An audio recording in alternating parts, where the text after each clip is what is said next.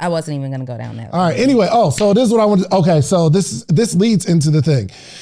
So on the panel, I discussed a concept that I never forgot about it, but I haven't talked about it in a while. Okay. And it's from the book, I believe, Richest Man in Babylon. The concept of how to make money from wherever you are. And I think we should teach this. So here we go. And I'll lay the foundation, then we'll talk about it together, both parts. Ready? How to make money from wherever you are. So the concept in the book, and it literally changed my life because I read it while I was working at the Cheesecake Factory, and I said, oh, I get it. And this is what started me on the journey.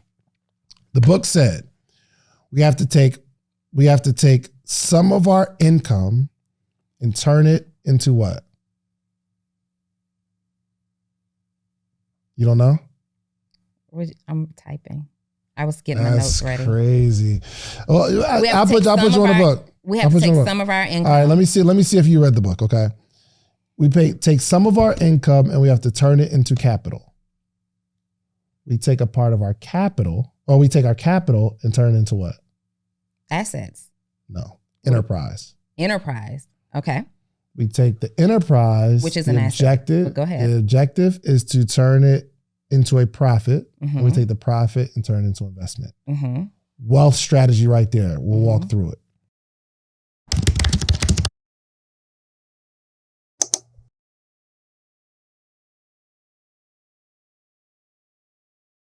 Welcome to another edition of the Social Proof Podcast.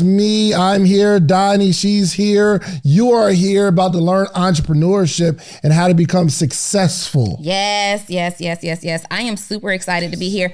Do you know what? Lately, it feels like I am always traveling.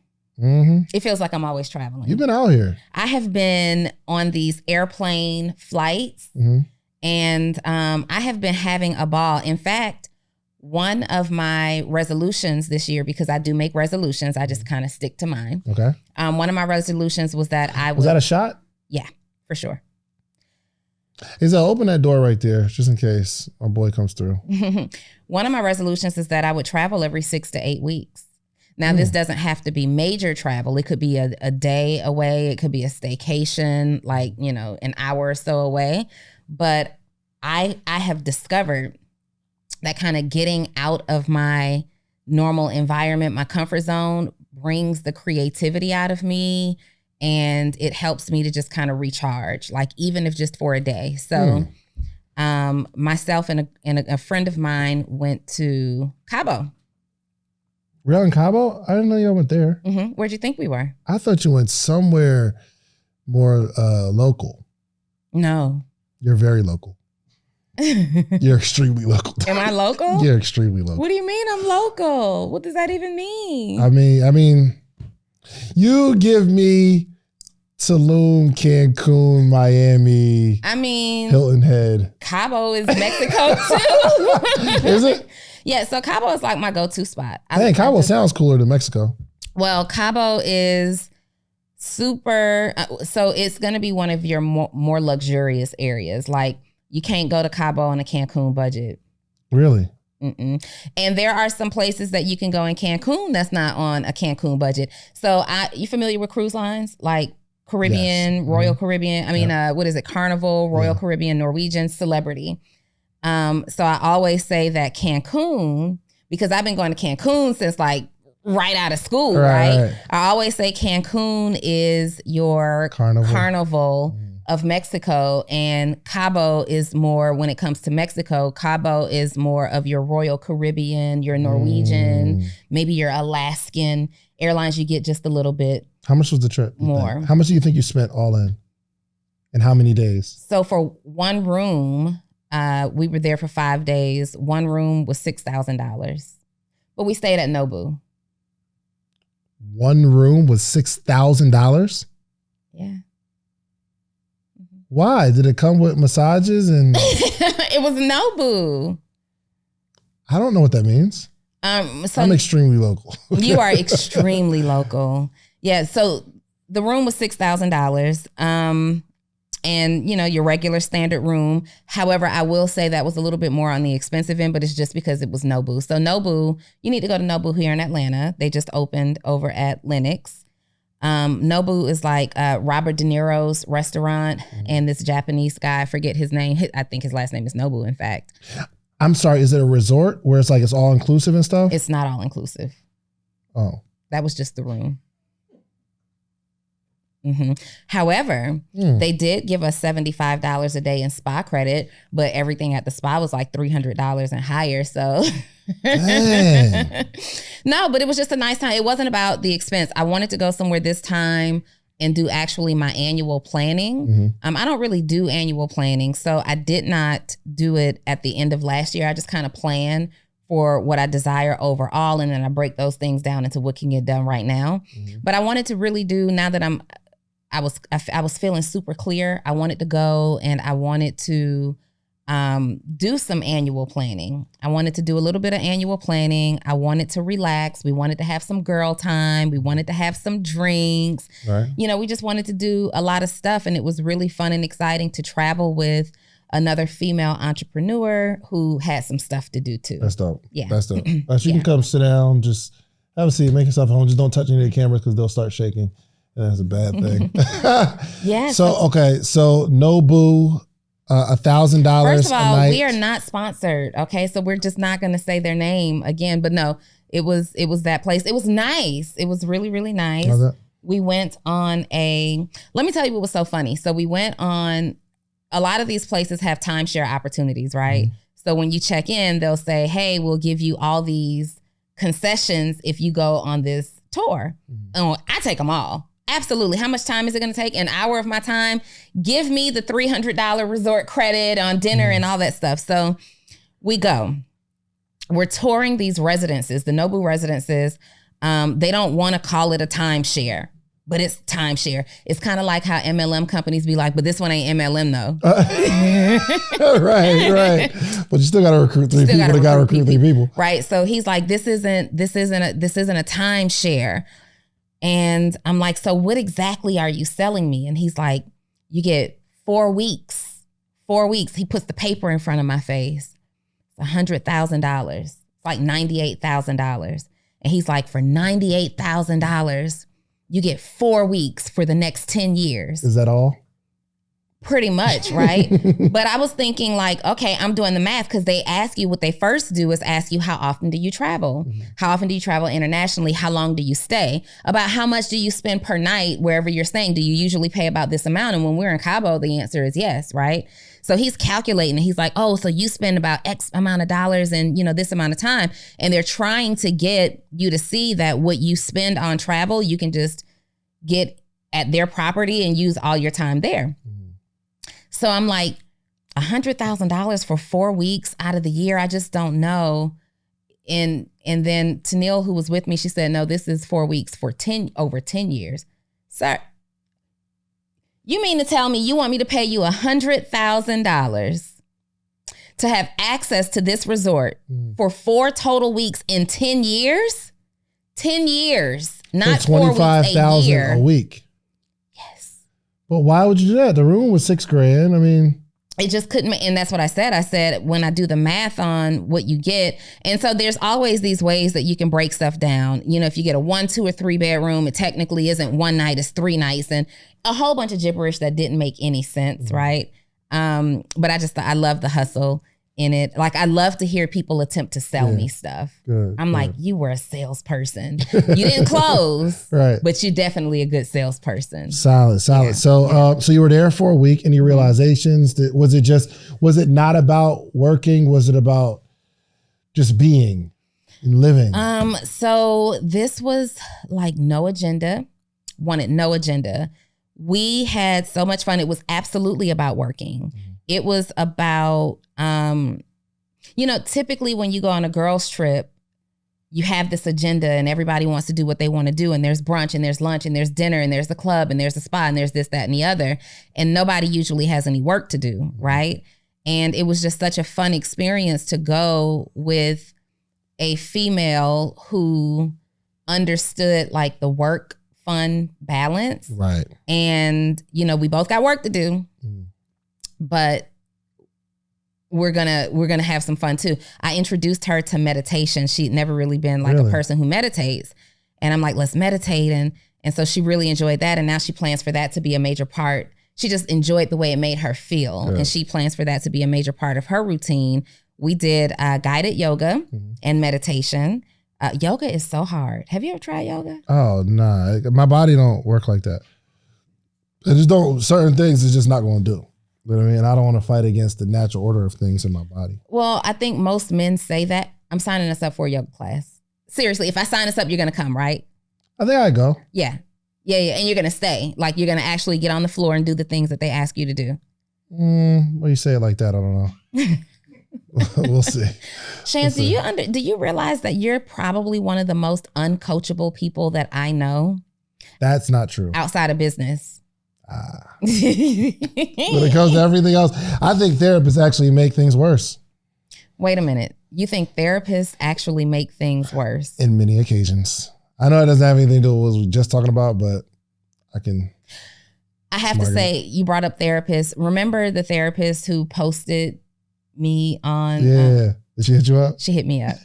She saw the episode. She saw the clip. The clip went viral. Yeah, for sure. And she saw the clip where I talked about her posting me on Instagram, and she felt like scum of the earth. Good. She felt like scum of the earth. She was just like, I didn't put the 2 and 2 together. You know, you guys are always being tagged and stuff and blah, blah, blah, blah, blah. And she's like, and I just don't know what I was thinking, but I didn't tag you from a client perspective. I tagged you like from a supporter, a subscriber, a fan perspective kind of deal. But I had to, Cap. And I explained to her that it came after our conversation. So what your intention was, I didn't feel that. Like I felt, you know, like I just had this conversation with you. We had just gone into agreement. Like we had just really talked about how you can help me. And then you tagged me on social media. So she's like, I wasn't tagging you from a client perspective. I was tagging you from an excited fan perspective. But when you say I'm working with you, that's my client. And it's not like, let's say for instance, there was there was a male enhancement company, right? And it's my boy. And he tagged me like, yo, man, get to work with my client, David. I'm like, yo. We're not working together. What are you talking about? You could have been in a real estate partnership that closed with the owner of this male enhancement company, right? And then he tags you and says, so excited to have successfully worked with my boy, David Shane. Shout out to Sleepers for Suckers. But he doesn't clarify what it is, but everybody can go to his page and see that he is the owner of these male enhancement supplements or tools. Yeah. And it just looks awesome. But I imagine she didn't do it on purpose, but I think this is a good learning. I mean, and you did it with so much tact. You didn't blast anybody. She and you would be I don't even know who it is, but she and you would be the only 2 people who know who you're actually talking about, unless her audience saw that post and delete. And then they know it's her. But I know she didn't do it from she deleted it. It had been up there like several hours. Yeah. So. And I know she didn't do it in a malicious way, but I think this was a really, really good opportunity to teach the masses and herself about kind of like client, what is it called? Client protective privilege. But you know what I learned in that process, just reading the comments of other people other therapists who commented on that post, like they were angry. Oh yeah, for sure. Like she gonna lose her license and stuff like that? Yeah, they're like, reporter. And I'm commenting back to people like, well, I don't want her to lose her license. No, absolutely. This is, blasphemous in this industry. Like they are serious about what they do. And they were really like apologetic. And I'm so sorry that was your experience. I'm like, wow, you guys really, really take your, I don't know if it's an oath, but you take your pledge very seriously. Yeah, and that came off the heels of 2 of my friends having a particular issue. So that was some interesting conversation with one of them. And I'm not going to say, but there was comments. There was a conversation? Yeah, I saw the comments. Yeah. What was the conversation? I don't know. Tell me, like, what was interesting? Shans, I hate when you client privilege. No, that's neither of those people are your client. No, okay, one of them, he was like, well, Tag on it. Never mind. I can't. Well, tell me. I can't because I already like defined. No, you did. Nobody knows I did. Except for you yes, and I did. Nobody But knows. anyway, moral of the story, it was actually a good conversation because the person was like, oh, well, he's like, I mean, the person was like, I'm going to talk to Donni to gain clarity before a response or anything like that. So that was good. They were going to talk to me? Yeah, just to understand where it was coming from. Because after you said it about the person, you were saying it in general. Yeah, for sure. In that situation, it was coming off the heels of that. So it was good though. It wasn't nothing bad. Yeah. And I think, a lot of people were confused too in the comments on that post. So for those of you guys who had not watched that episode, first of all, shame on you for not watching the episode, right? You're late. But we were talking about... what episode was it? I'm going to find it. Yeah. We were talking about in that episode how we were talking about not being able to have any confidential service, right? Without everybody feeling the need to tag you or to say what they've done for you and all these things. And there are some business agreements that should just be confidential or handled with a whole lot more tact than to say, I did. And some of you were really confused in the comments saying, hey, I get it, but I promote my business, I market my business by telling people who I work with. And I get that too, because so do I. So does Dave. Like this is what we do, right? We're not saying that you don't share who you work with. We're not saying that you can't say that you were behind X, Y, and Z brand. We're saying that there's a way in which you do that, right? So if I help the client make $100 million, right? And they said to me, Donni, I'm not comfortable with you talking about how much money you've helped me make. I just don't want that out there. I cannot get angry and say, this person I did all this work for, they don't want me to tell. Like, they hired me for a service. Yeah. They didn't hire me. They didn't pay me to go and tell all their business or the inner workings of what we did. Right. So I wouldn't be able to post that person, but there would be another client that I might have helped make X amount of money that says, hey, I don't care. I want to help you grow your business. Post it and I'll post that. So you'll notice that I talk about some of the same clients over and over and over again because I have full agreement from them that they are okay with me talking about the fact that I'm a coach. I work with people who want coaching, but they're embarrassed that they need coaching, so to speak. Like they feel like it makes them look less than. So I've made an agreement not to mention it. Like, gotcha. You know what I mean? And I have to honor that. Also, when I share client wins, I am not sharing anything that they would not want me to share. And so when you guys are building your businesses, you kind of have to think, am I sharing too much? Yeah. Sometimes it's just enough to say, I work with Donni Wiggins. I work with David Shands. And when people know what it is that you do, if you are a graphic artist, if you are a web developer, then they know that you did something in that lane for us. You don't have to share screenshots and confidential information and, how it all started and how it all went down. Like there's some things that are just and in that particular situation, I probably wouldn't have shared as much as I shared. I would have just said, hey, I worked on this brand and that's enough. That's really enough. Panique put me on a pop-up banner wearing her shirt. The entrepreneurship is dope. But that's very different. I walked in and I was like, using my likeness. But it was all good. That's my girl. But I can see if I was the type to feel away, I'd be like, I'm not promoting you like that. Again, Panique, I love you. I'm just using that as an example. But we got to really, really be careful with how we use people to promote our business. Because you can really, really, you can tarnish some relationships. Yeah. For sure. And I've definitely been a part of these situations before. Yeah. I remember a celebrity, I want to say it was T.I. a few years ago, who had purchased something from a clothing brand and then they just started using him in all of their ads, like going super hard. And you would think that he was like a spokesperson for this company. And I think it was him. Don't quote me on that. But I remember there being like this uproar online because whoever that celebrity was, they wanted the videos taken down. Yeah. And social media was like, well, if you bought it, why can't they say that you bought it? Well, you can say that I bought it. Yeah. You can say that customers like blah, blah, blah. But you can't just have me on every single ad because that person gets paid for that 100%. type of endorsement, right? They get paid for that. So you have to really be careful. The bottom line is it is absolutely okay to talk about who your clients are and what you've done, but I would encourage you to have an agreement. So in my contracts, when people hire me to be their coach, you have an option to check the box.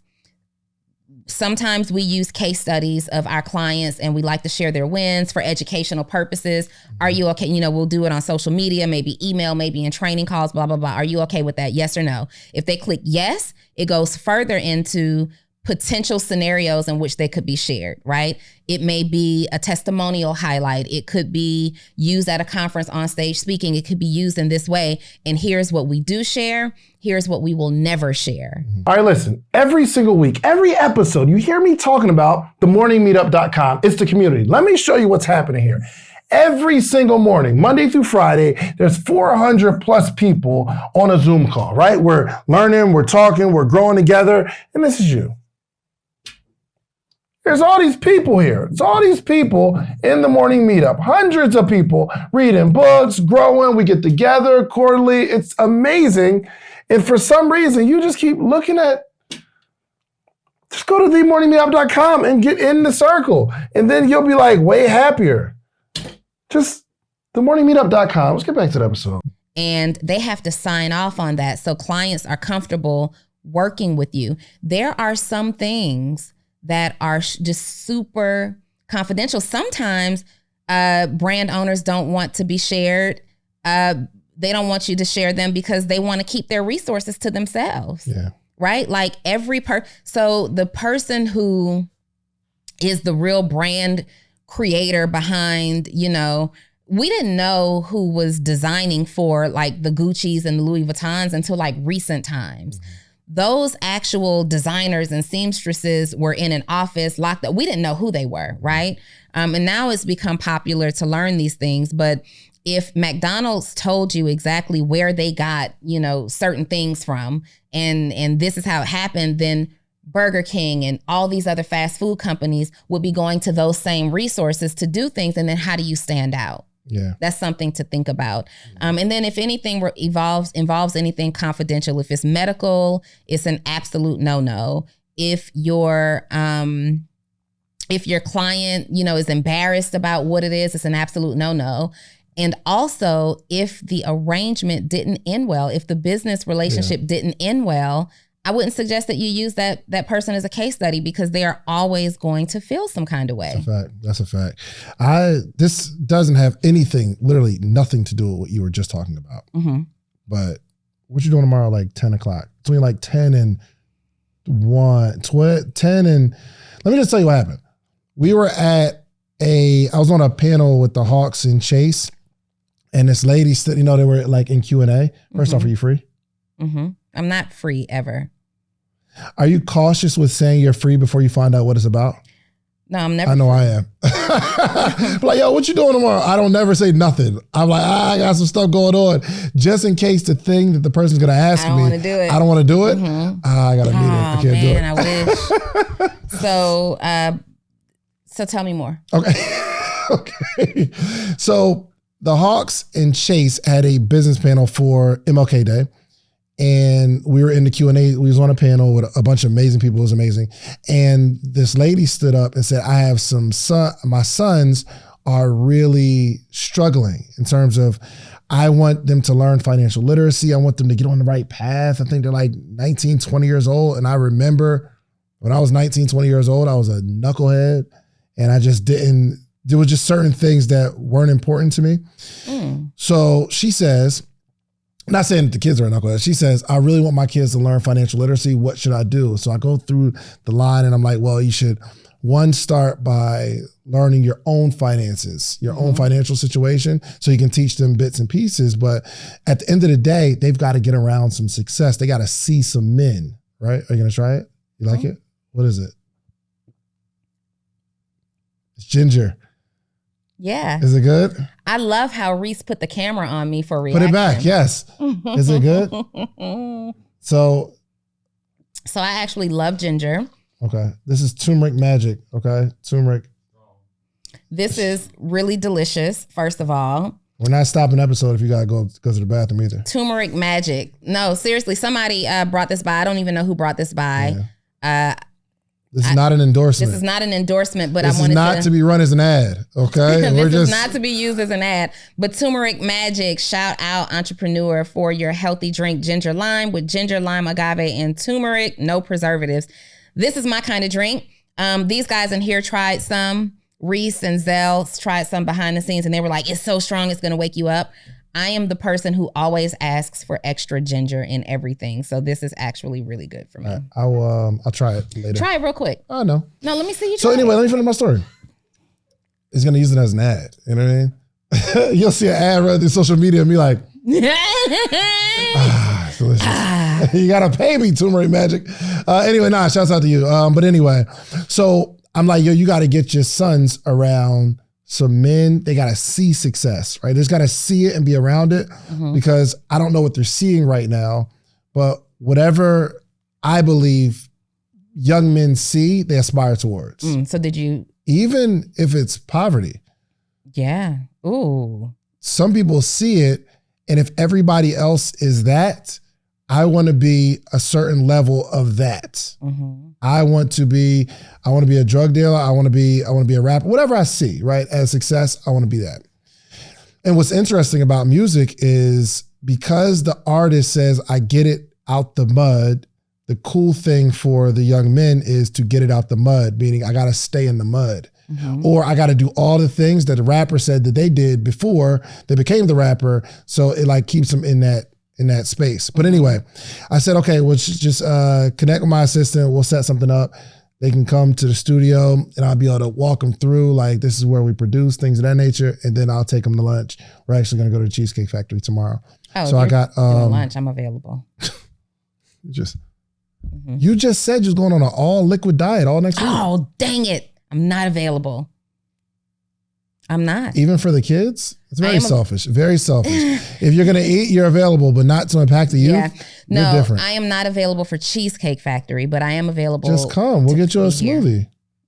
They got smoothies there. Okay. Anyway, so tomorrow we're going to bring them here. I told Marcus Rozier said he's going to come through. Oh, so you're asking me last. Well, I'll be asking more people tomorrow. I mean, after today, I'll be asking more people. So I'm a mid ask. Yeah, mid. I'm a mid. All right. But only because it's like the people that I run into. Anyway, I was trying to get Neo. I think Neo has something to do, but I want people to bring out their cars. If it's free, Neo always got something to do. Chance their check. No, I got something to do. Nah, it's his daughter's birthday or something like that. So he may come earlier in the part, but he's he says it's gonna be tough. But anyway. Being able to be in that environment to impact them. So again, that had nothing to do with what you were talking about, but that doesn't have anything to do with what I'm about to talk about. But you'll pull up tomorrow. I am going to pull up tomorrow. Good. I had another thing that I wanted to talk about. Sure. We had a bloody day in the markets last week. We got to talk about it. No, we don't. We can't talk about it? No, we don't know. Yeah, we can. Why? Because we do. No, I don't know because I don't know why. You don't know why. It's just... It was the ebbs and flows. Yeah, but so what? It's staying power. Are you embarrassed? No, but that's just not. Are you embarrassed, Shan? We're not embarrassed, but it's a thing. Hey, you guys. Oh my gosh. I just want you to know. I just want you to know that what you're doing is a part of the delay of what's happening. Shan's is afraid to share his losses. No, Carry on. What did you want to talk about? No, I lost. I have an investment and I lost some money. It's okay. We recovered. Yeah, but the investment is so far up. The loss is like, well, let's say, for instance, you have $1,000 and then you're in Vegas and you go up to $3,000. if you lose 1,000, you're now down 2,000, you still feel like you lost 1,000, even though you're up 1,000. You know what I mean? So anyway, that doesn't have anything to do with anything. But it's not like we could discuss what happened and all that. We don't know. Well, you didn't have to really discuss what happened. It was the feeling of dealing with the tremendous loss. Yeah, it was a loss. It was a loss. But we're super up, so it's all good. That is investment. But you know what? The reason why it seems so crazy is because the investment always wins. You know what I mean? So it's very you give rare. Too many details. I wasn't even going to go down that. All right. Anyway, so this is what I want to. Okay, so this leads into the thing. Listen, if I was going to teach you how to make $1 million, would you give me 10,000? Like if I had a course teach you how to make $1 million a year, positive, you're going to make $1 million. Would you give me 10,000? Of course you would. It's no brainer, right? So in a calendar year, we make 7 figures with the podcast. But there's 21 things that I extracted from that you're going to need to launch your podcast. But I only got time to give you 3 right now. One is you need a distribution platform. The distribution platform is what you upload your podcast to. That platform sends it to Spotify, Apple, Google Play, so that your supporters can actually listen to your podcast. You're also going to need a microphone. You need a really good microphone so it's crispy audio. And 3, you need an income strategy. This is not necessarily a hobby, unless you're going to make it a hobby. But I can teach you how I made the 7 figures with these 21 things. Now, the good news is you don't have to give me 10,000.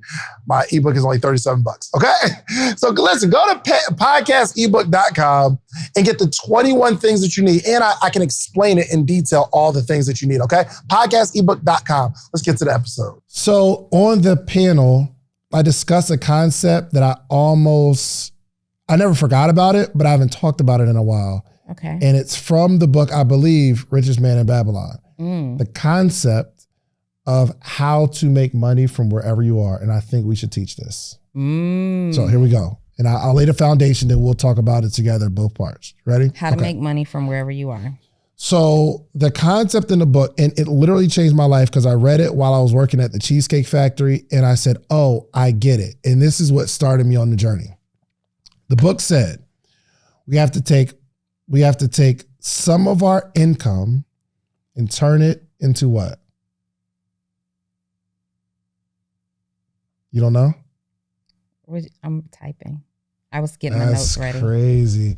Well, I'll put you on the book. We have to take some of our income. All right, let me see if you read the book, okay? We take some of our income and we have to turn it into capital. We take a part of our capital, or we take our capital and turn it into what? Assets. No, enterprise. Enterprise. Okay. We take the enterprise, which is an asset. Go ahead. The objective is to turn it into a profit. And we take the profit and turn it into investment. Wealth strategy right there. We'll walk through it. So we have to take some of our income and turn it into capital. If we have a job where we're making $1,000 a week, $500 a week, that is income. The moment where you take that $1,000 and you say, okay, 10%, I'm going to put it into a jar and we're going to label it capital.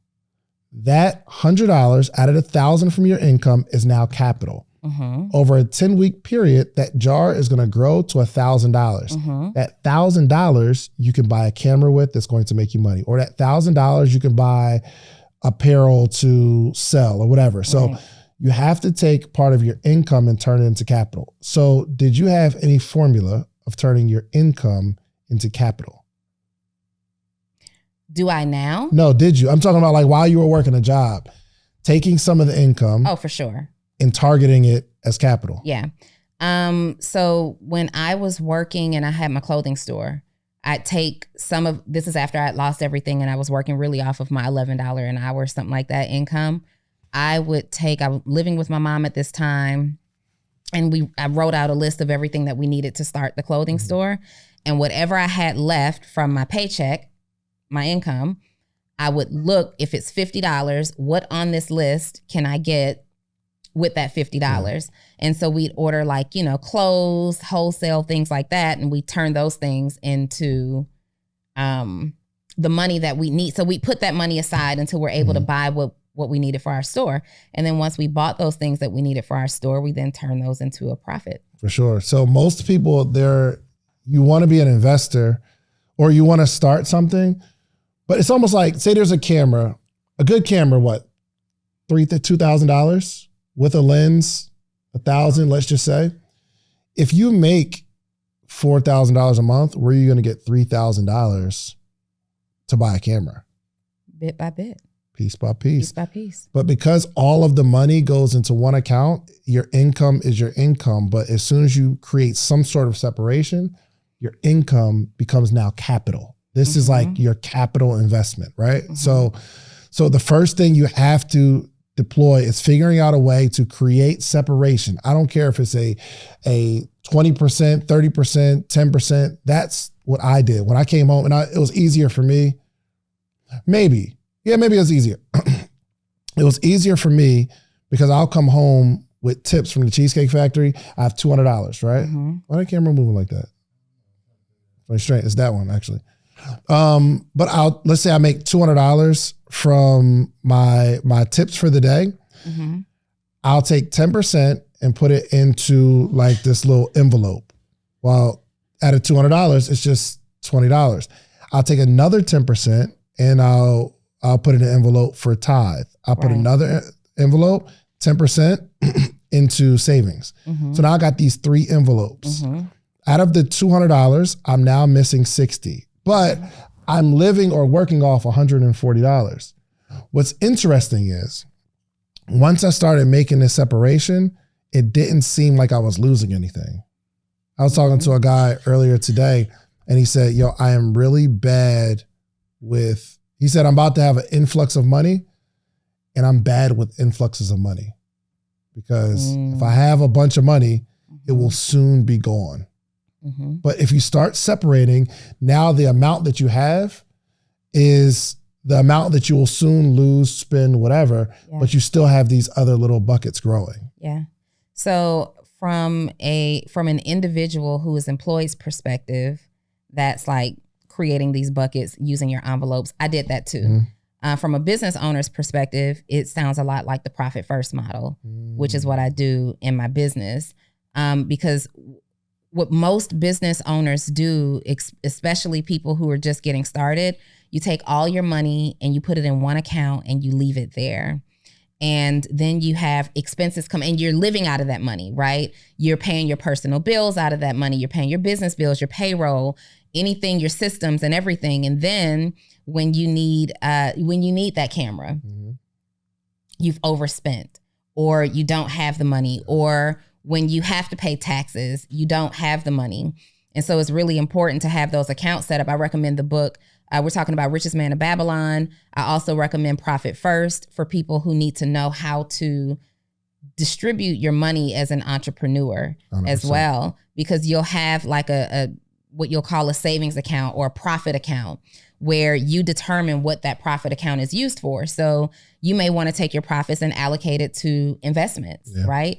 And so you know that if you're taking 20% of the revenue that you bring in each month, I do it on the 1st and the 15th, but if you take 20% of what you're bringing in total and you just have it growing, whether you use it this month or not, you just have it growing in that account. When it's time to buy an investment property or that camera, or you want to do something nice for yourself, you know that this is how much money you clearly have available, not to play with, but to use at your disposal, like however you want to use it. Let me tell you what happens more often than not, and I'm sure you'll be able to attest to this.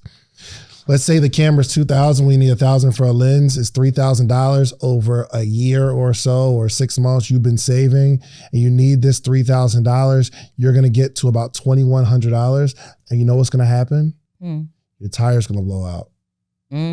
Or something that is extremely important where you just have to spend this money that you had in this capital jar. You're going to have to spend it. What's interesting is if you didn't have this capital jar, you just figure it out, or you'll go without the thing, or you'll get a friend to drive you to work or something like that because you're tired. Something is going to happen where you're going to have to dig into this account. Now we have to exercise discipline. Discipline, but also even more strategy. So I guess you're talking to the person who's not an entrepreneur yet. For sure. But I am hearing it as an entrepreneur and what you need to be doing as an entrepreneur. So to get started, you're an individual, you are employed. And I mean, when I tell you these envelopes help, Oh, man. These envelopes help. So get your envelopes, guys. Get your envelope and mark them for tithes. Mark them, right now it just might be savings, but determine what that savings is for. You might have an envelope for your fun, the thing, and that's a real thing, like how much you're able to spend, because you don't want to take your fun money out of your savings money, right? You want to have an envelope that says, this is how much I can spend this month on food and entertainment and all those things. Whatever those categories are in your envelope for bills and things like that. Then, as David was saying, once you have that one envelope, that's your envelope that you're going to turn into capital. Now you're going to use that and you're going to turn it into something that will yield you more money, right? This is the money that you multiply. Now you're in business. So now as a business owner, we're following the profit first model. We're not dealing with envelopes. We're now dealing with bank accounts. They're still labeled the same way though. So as a business owner, what's your operating account? What's your tax account, your profit account, and the account in which you pay yourself to? That goes to your personal account. So for me, I have from my business account, I have a portion that goes into my personal account. But it can't stop there because I like to travel, I like to eat, I like to shop, I like to just give money. And so I have broken down my personal account now into almost like a profit first kind of personal account, making sure that I still have enough money to take care of my personal life, but also putting money aside in savings for personal investments, things that won't go in the business name. Like you got to break that part down too, so you really know. But also like for emergencies. So if a tire goes out, if a car has to go into the shop unexpectedly and there's a large bill that needs to be paid, it's not coming from that savings money that I collected from my business. It's coming strictly from my personal account because I pay myself payroll and I divvy that up now too. I love it. That is something that I just started this year though, because I noticed I pay myself in my personal account, period. But now divvying that money up is it makes it really, really clear to see where you're spending money very quickly and how quickly you're draining a certain portion of your money and what you're leveraging it too. And I just kind of had these accounts that I needed to make a decision on, like, do I close these accounts, blah, blah, blah. But it was the history with these accounts. I'm like, I don't want to lose that banking history. So I just said, I'll make it this. And then it just kind of like snapped to me, like, you need to apply the same kind of logic that you do with your business accounts to your personal account. 100%. So after we take that income and we allocate some to capital, we want to take that capital and deploy it into enterprise, meaning start a business. Before we invest in the thing that we're going to invest in, through this journey, you should be investing in yourself for sure. First. Because somebody actually asked the question, okay, I've got money and I want to invest the money into something that's going to make me more money.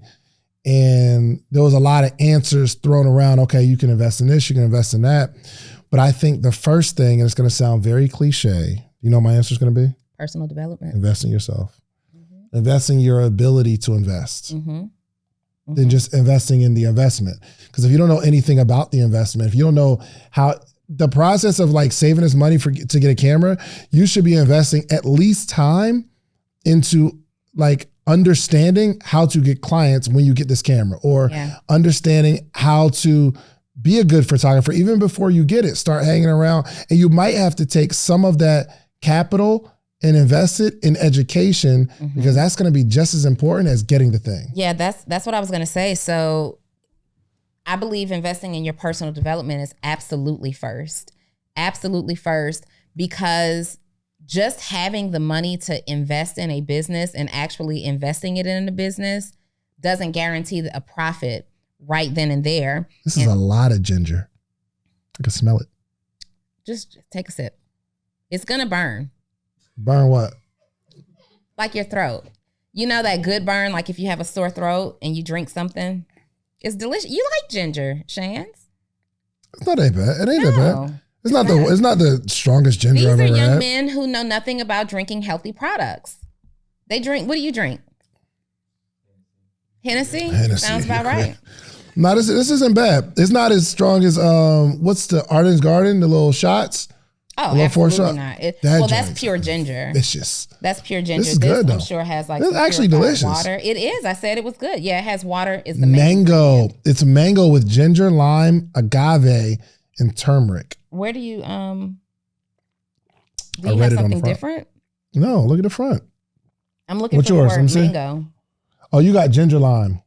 Oh, okay. Yeah, I got mango. Yeah, this is a really good drink. Okay, keep going. I'm sorry. Anywho, I forgot what I was saying. So there is that. They're gonna kill you in the comments. No, you don't want to start talking about drinking. No, you literally. This is loud. This is strong. But we're talking about taking the money and investing in yourself. Yeah. So the reason, guys, and people hate to hear invest in yourself. You should be your very first investor after your parents. Period. What? You should be your very first investor after your parents. Like your parents have invested in you your whole life. I feel it in my throat now. It's still He's so there. immature. It's still there. He's so immature. Do that.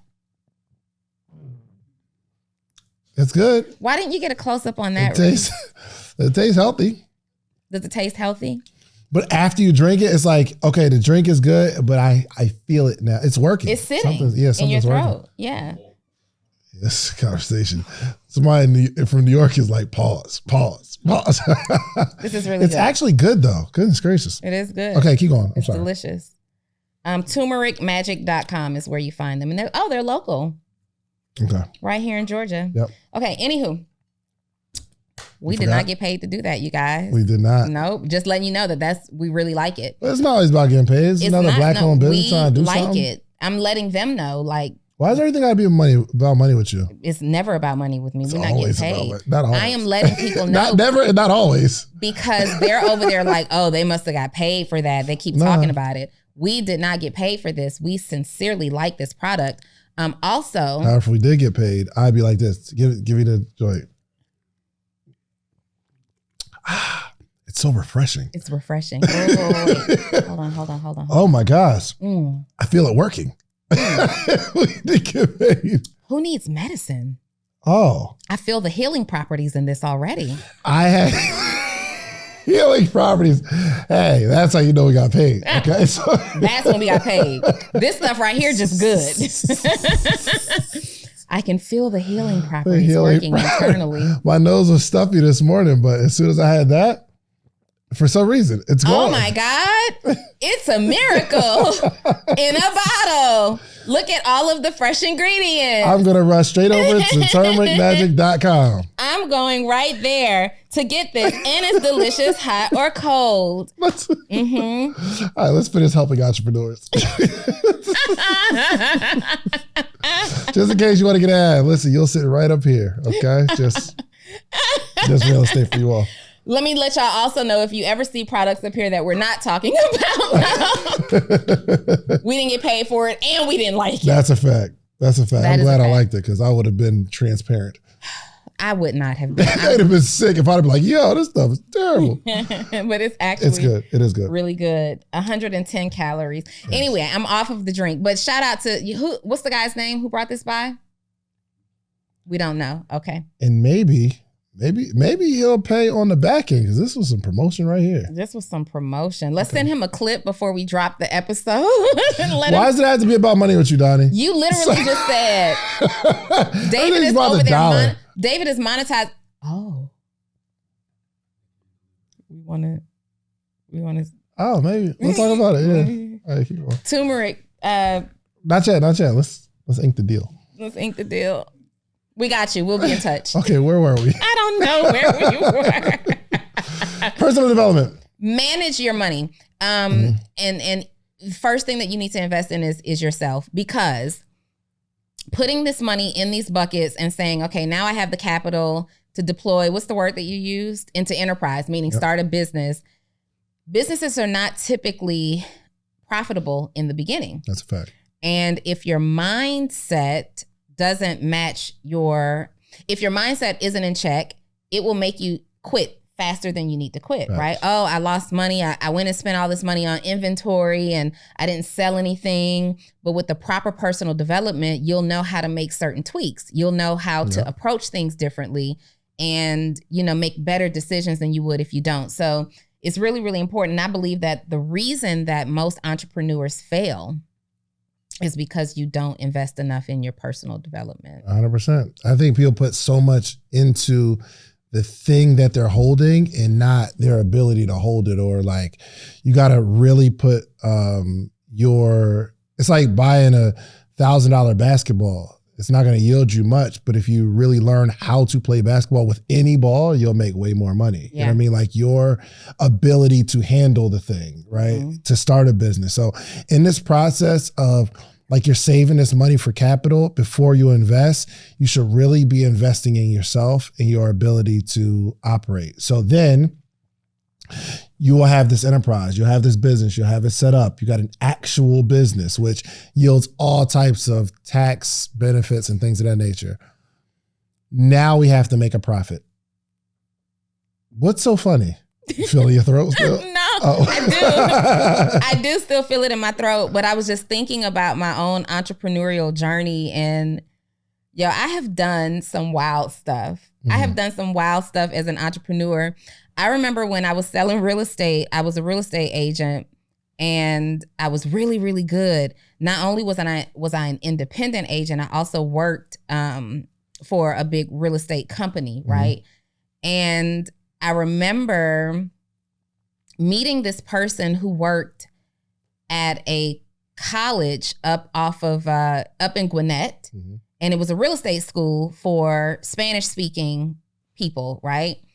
And they're like, we're looking for instructors. So I'm talking to her about real estate. She had come into one of my properties, and I'm talking to her about real estate, and she's speaking Spanish. And I used to, in property management, you always have like Spanish speaking contractors. So I would speak Spanish often.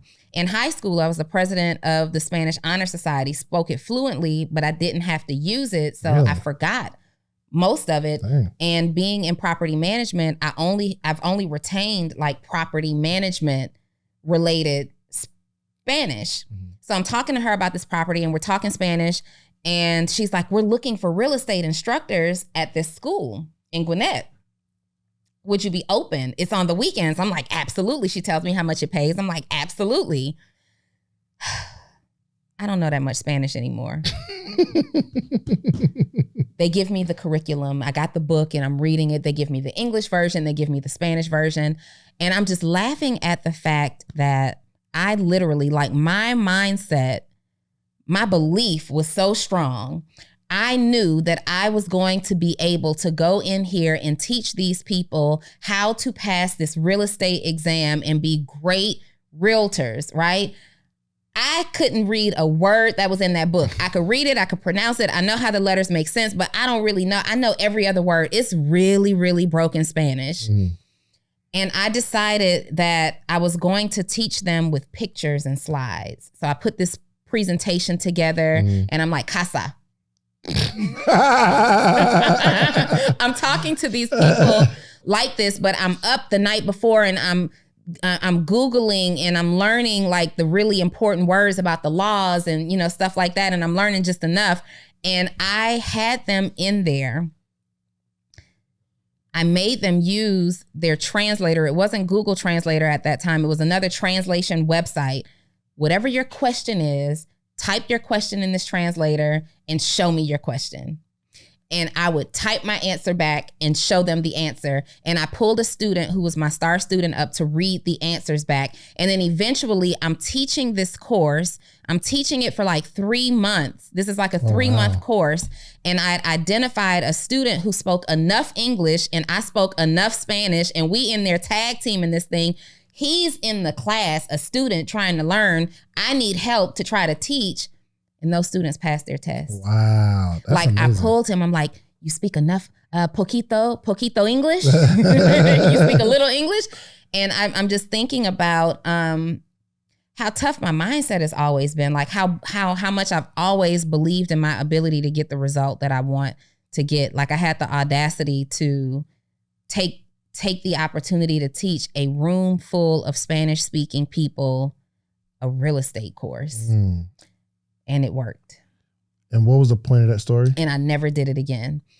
I was laughing internally to myself. When I was talking, you were laughing as if I'm trying to correlate. I was laughing, for the record, I was laughing to myself because Shan's was talking about mindset and we were talking about, or you'll quit. And I'm thinking about like where my mindset was at certain phases of my life and did I quit and blah, blah, blah.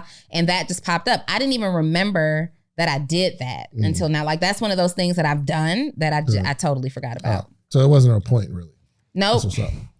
All right, but you like the story though, it was right? a good story. It was a good story. Yeah, but I was waiting for the crux of it. Like, yo, and this is how.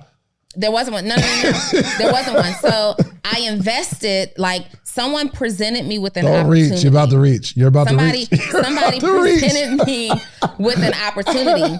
And I learned a long time ago from Tony Robbins. You say yes and you figure it out later. When you're presented with an opportunity, you say yes and you figure it out later. And I just thought I was about to bust the doors wide open and be the first like Black girl who doesn't speak Spanish teaching these people who speak Spanish how to become realtors and all of this stuff. And that didn't work out. It didn't work out. I did that one class, 3 months. Those people were successful, but I realized I could never do this again, right? Because I felt it wasn't successful, but it was my mindset. The story was just so misplaced. I wish like we were talking about like figuring it out and never saying no. All right. So okay. First of all, I just need y'all to go with me on the story and understand that I was having an internal moment to myself. Okay. That's a fact. And Shan's pulled this out of me. Say yes. Yeah, I do that. Like I'm just having it don't got nothing to do with what's going on. It's just, okay, I got you. But anyway, we have to take this this enterprise and turn a profit, which is hard. Mm-hmm. But it's not hard to turn a profit. It's the hardest part is understanding what you're selling and understanding maybe like the definition of profit. You know what I mean? There's a lot of people say, yo, I made $50,000 this month online. Mm-hmm. I was in a coaching session one time a few years ago where this guy he had this kiosk. He was like, yo, I make 6 figures at my kiosk. Now I know what that means. Mm-hmm. I know that, okay, you might make $100,000 or $200,000. Let's say you're making $15,000 a month at your kiosk. I know exactly what that means. That means out of the $15,000, depending on your profit margin, I would imagine you're marking up your product 100%, meaning you're doubling the money. So to make $15,000, it costs you $7,500. Mm-hmm. And that kiosk is costing you $3,000 a month. So out of the $7,500, you now are profiting $4,500. Okay. But are you there every day or you have some employees? Mm-hmm. Oh, so at $4,500, you're actually taking home $2,000. And at $2,000, when you are there, you are eating, you got to pay your bills. Mm-hmm. So when you say you make $15,000 a month, I know what that means in the mall. Mm-hmm. That's why we're having this coaching session. Mm-hmm. So understanding what profit is and to see, does this actually make sense for me to do it? You got to start calculating overhead. You got to start calculating how much you actually make. Not only, okay, the shirt cost me $10 and I'm going to sell it for 20, or this product cost me 10, I'm going to sell it for 20. Okay, the product might cost you 10, but did you calculate shipping? Mm-hmm. Packaging. Labels. Mm-hmm. The processing fee on your website. It all matters. You might as well just go back and work at KFC sometime. Mm-hmm. You're profiting $2,000 a month. Yeah. So understanding profit and then figuring out, okay, this is the profit that I made this month and continuing to like at least set a goal for slightly more profit the next month. Mm-hmm. So I just had this conversation with one of my clients who wrote a book, sells books and does a very great job. But I recently encouraged them to move into the ebook space for 100% profit rather than the physical copy space. 98%. There's always a little. Maybe including merchant fees. But instead of the physical book space where they were working with a US vendor and profit was like a little less than 50%, right? Now, a couple of reasons that we did that. We wanted to have a large influx of cash quickly. Mm-hmm. There is a place for the actual physical books. It's just we needed to do something different to increase profit. Like we need to now go overseas and get a different manufacturer and all these different things. But they're now understanding profit very differently. And you think that this is a concept that everybody gets because we're grown. We understand that if we made $100, but we had to pay somebody $20, then we've only profited $80. Yeah. But as entrepreneurs, sometimes you're making all this money, and this was happening in his case. He just sees his balance going higher and higher and higher. And wow, before you know it, I've sold $70,000 worth of books. And then we break the number down, and I'm like, well, how much do we have in the bank, right? And the number is very different, and they're feeling deflated. Like, how did that happen? You didn't think about the profit. Yeah. But here's what we're going to do. We're going to change the supplier. We're going to go to a different supplier where we can up that profit margin now. We can bring that back to where we want it to be. But in the meantime, let's just do an ebook. Well, the ebook just doesn't feel as personal. Oh, no. Let me show you how to make the ebook feel a little bit more personal. We're going to make the ebook an experience so people still feel like they have the real deal. Yeah. And you pay one time for this platform for your ebook. You've got your processing fee of whatever that percentage is, let's say 2% or whatever from your merchant account. So now you're at about 98% profit margin or so. And so this month, or this last 30-day cycle, looked so different for them when they looked at the bottom line.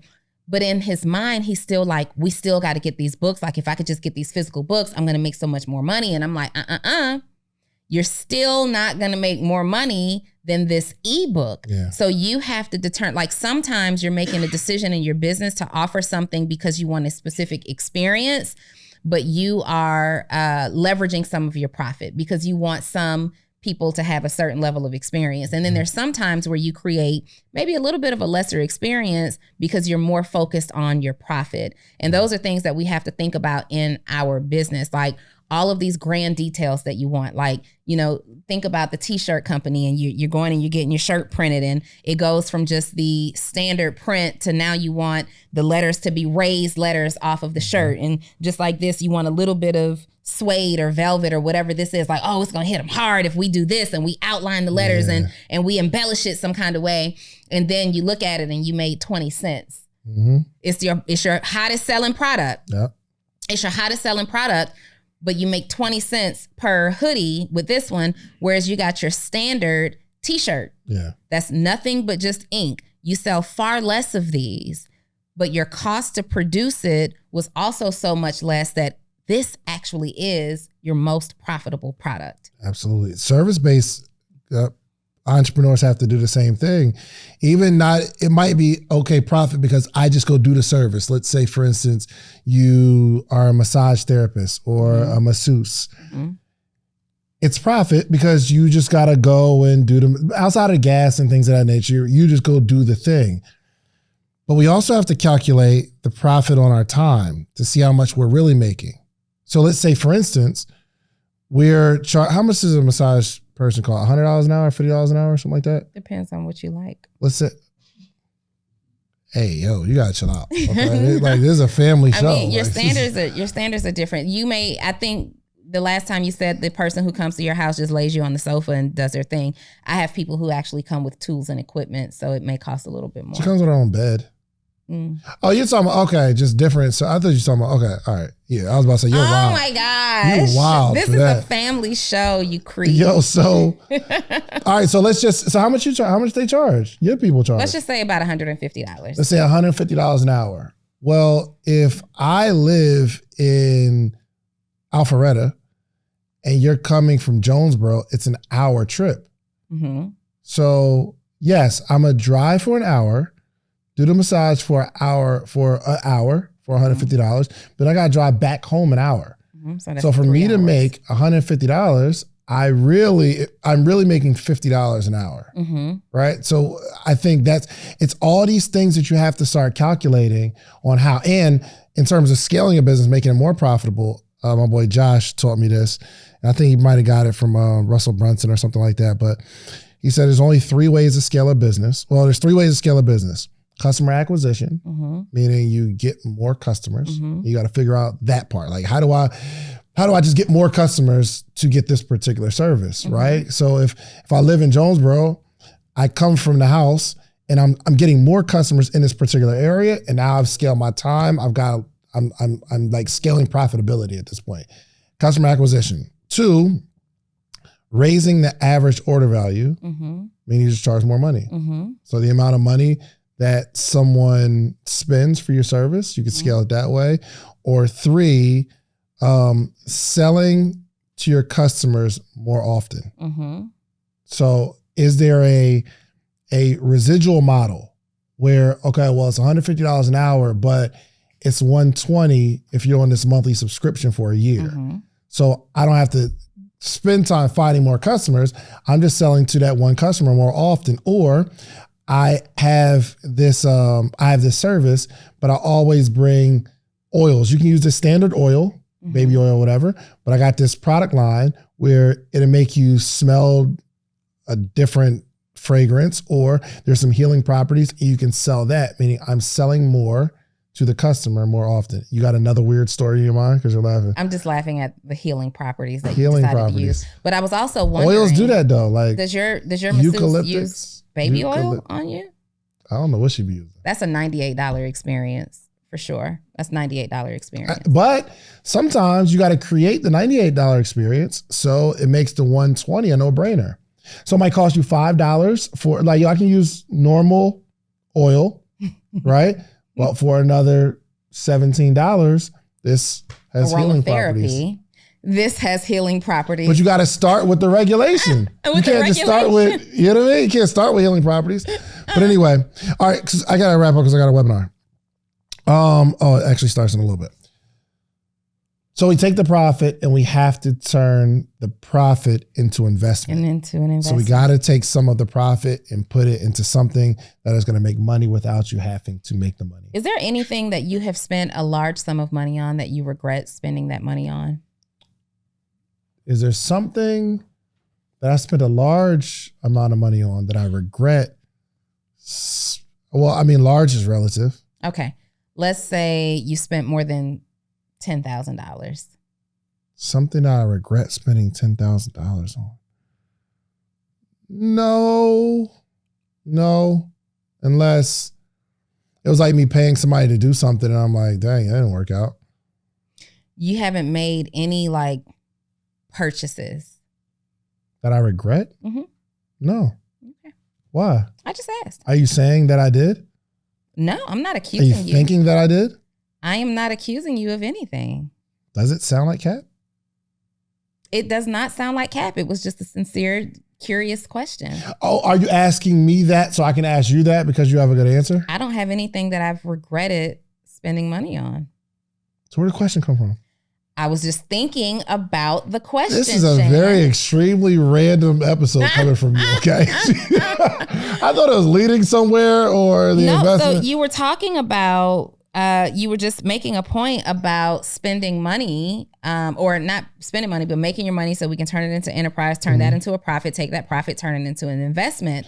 And I was wondering if there are any investments or things that you've spent money on, just period, that you've regretted. I got scammed recently. We both did. Yeah, I got scammed. Yeah, we both did. But it's I a thought part we of got the money though. No, no,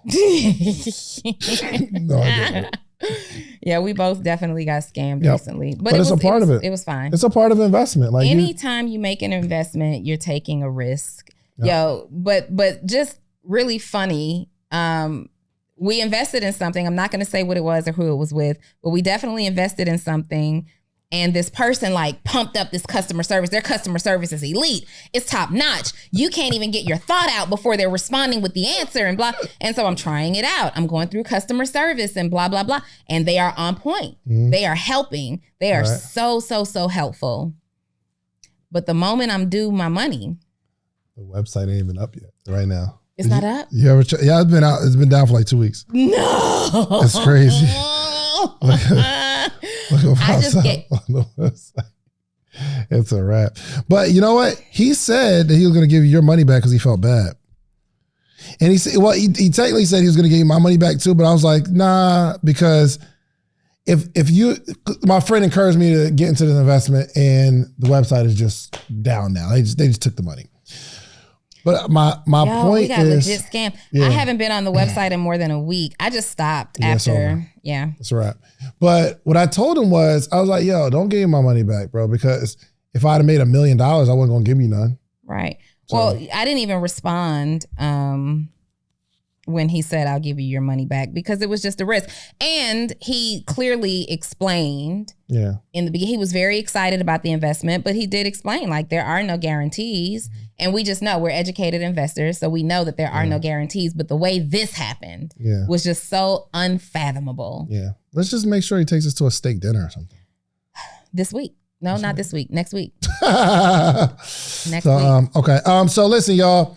Take your income and turn it into capital. Turn that capital into enterprise. Turn that enterprise into a profit. Take some of the profits, put it into an investment where you can make money without having to make the money. I gotta go. You got anything you gotta share? You want to share? No, we've shared it all very randomly in this episode, you guys. We hope that you were taking some notes and you were able to piece together the lesson in this, because it was a very important lesson here today. Very random lessons. Very random. There's a lot of lessons important. coming in from left field, right field. Just random, just randomness. Okay. But share this with somebody, because I'm sure it's really, really going to help you all. We love you. We thank you for all the support, right? We might be touring soon. Yes. It's so funny that you're saying that, because I have been wanting to call you about touring. Let's tour. Yeah. So we'll be coming to a city near you. Put it in the comments. Where should we come first? Y'all drop that. Where should we come first? Drop it. All right. We out of here. We love y'all. Peace. You saw that? I did. Peace. Wait, what was it? Peace. You just watched this whole episode. If you like this episode, watch this one right here. Click right here. You're going to like this one if you like the one you just watched. Check it out.